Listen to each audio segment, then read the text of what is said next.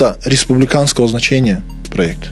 Да, общенациональный такой, я считаю, проект. Здесь на самом деле много интересного, да, если связывать, например, то приложение, которое есть у казахского народа, то особенностей-то на самом деле было много. Когда начали ковырять шижире казахскую, делений в малом, по-моему, джузе, обнаружили сару, наши любимые, да. Откуда, собственно, я и родом, да, сару, это род, да, ареал обитания был таласская часть Кыргызстана, Джалалабадская часть как-то захватывается.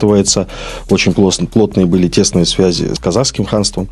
Поэтому, обнаружив там сару, стало очень интересно, да, каким боком. Ну, и люди, ребята, которые со мной занимаются этим проектом, они тоже из сару. И когда нам было интересно выстроить первую линию, хотя бы базисную, одного из родов сару, это Агней, выяснилось, что длина поколений составляет 25 колен.